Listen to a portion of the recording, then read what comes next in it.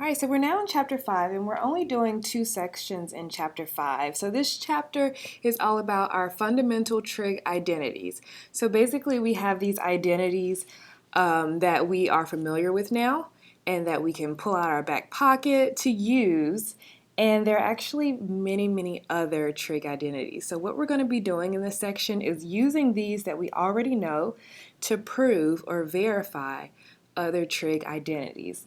Now this section tends to be pretty difficult for students, mostly because there's no one way to do these problems and there's no method that always works. You just have to be able to be really comfortable with all of the math. Basically, you have to use all of the math you've learned in your life and kind of figure out what will work and how to solve these problems. And so it's actually one of my favorite sections because it's the most mathematical thing that we do in our class, proving things. That's like the basis of mathematics. So in this section, you'll be able to simplify trig expressions and you'll be able to verify trig expressions or trig identities. And so I think what will be helpful is if I write down all of my steps as we go, and so you can kind of see what we're doing and you'll be able to go back and understand what we did. All right, so here are identities that we're used to. We got our reciprocal identities, we got our quotient identities, Pythagorean identities. Remember, we can really just remember this first one and we know how to derive the other two from the first one. So we'll need to be able to recognize when we can use these. Also, we have our even and odd identities, remembering that cosine and secant are the only two even trig functions.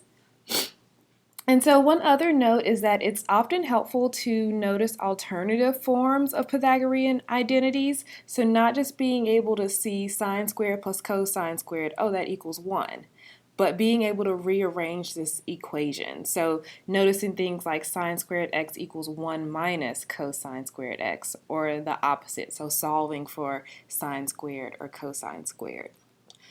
Okay, let's go ahead and get started. So the first question just says, simplify each of the following and write the final form with no fractions or products. All right, so basically we just want to use all of our trig identities to simplify this into one thing. All right, so it looks like, kind of like a lot, but something that's really helpful. Maybe I'll write this. If you don't know where to start, it's helpful to rewrite in terms of sine and cosine. All right, because we can always write all of our trig functions in terms of sine and cosine, so that can be helpful. So let's do that. So tangent, we know that's sine over cosine, so sine of x over cosine of x. I got cosine squared, and because I have experience, I think it's going to be helpful to expand the square as cosine x times cosine x. And then secant is 1 over cosine x. All right, and so what I just used for this first step were quotient identities and reciprocal identities. All right, so I'll be writing notes out to the side for each step. Okay. All right, so now what do I notice? Well, in the numerator I have a cosine, and in the denominator I have a cosine, so those are going to cancel. In the numerator cosine, denominator cosine, those will cancel. So that tells me that I am left with sine of x as my simplified answer. So all of that up there just equals sine of x. Okay, let's do another example.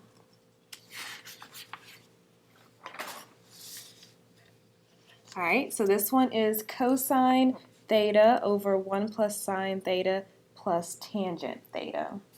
All right, so I think this question is going to be a little long, so I'm going to go ahead and split my paper in half just so I can use both sides. All right, so the first thing I notice is that I'm adding two things. One is a fraction and one is not a fraction. So I think it will be easiest or really nice if we can get a common denominator. So my common denominator is going to be 1 plus sine theta. So that's what I'm going to do first.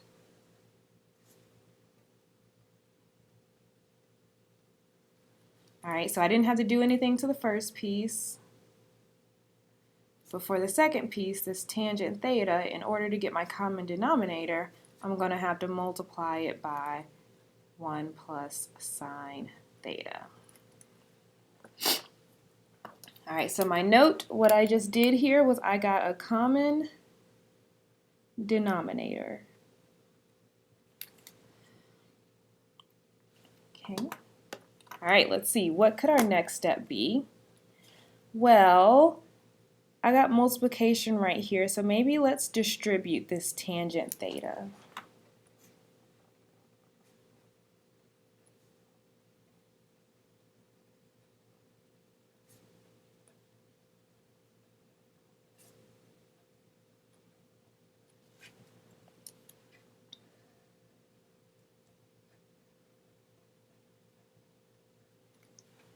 All right, so I just distributed my tangent theta. All right, so I'm going to write that. That's what I did, distribution.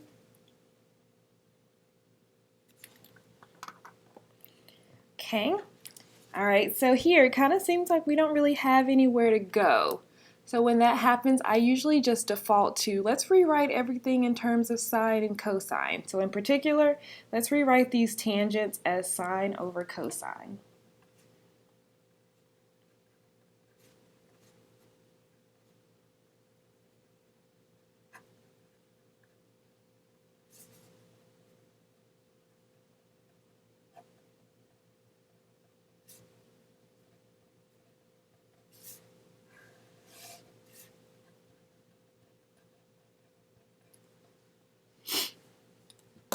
All right, so we just used the quotient identity here.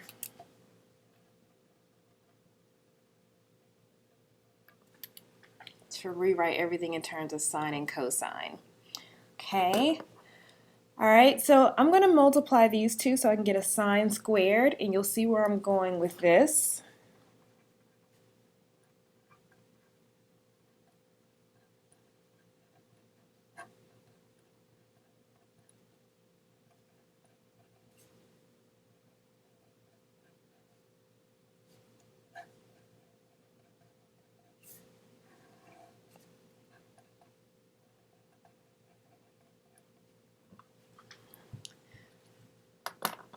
All right, so here I just multiplied through.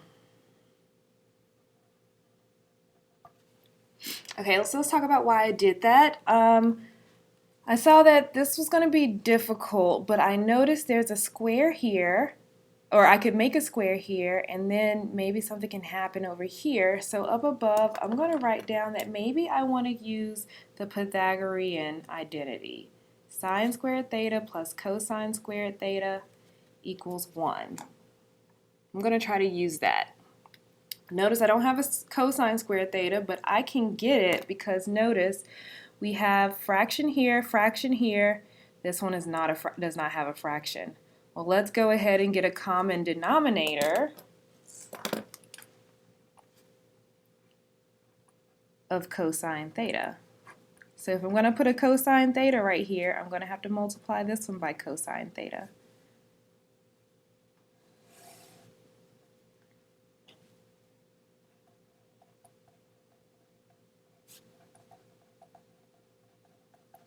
And then all of this is over, so that looks weird. Let me put this over here, cosine theta. All of this is over at 1 plus sine theta. All right, so what did I just do? Common denominator.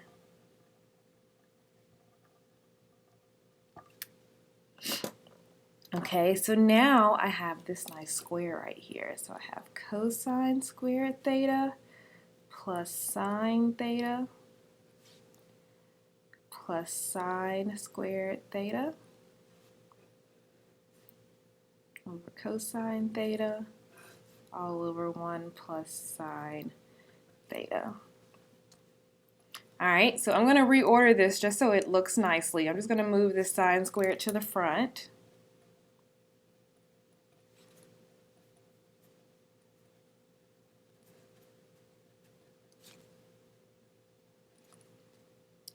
And whenever we have a double denominator, that just means both of these are in the denominator. You could do this over 1 and multiply by the reciprocal, but we should be able to notice by now, whenever we have two things in the denominator, it just means they're side by side. So it's multiplication. All right, so let me write down what I did up here. So here I just reordered this. And then here I just combined denominators.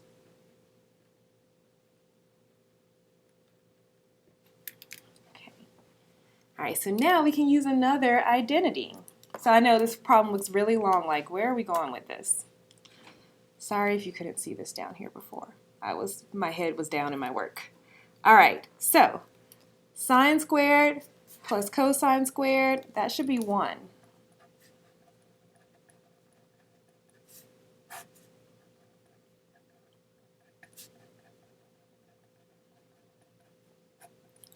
Okay, so we just used the Pythagorean identity.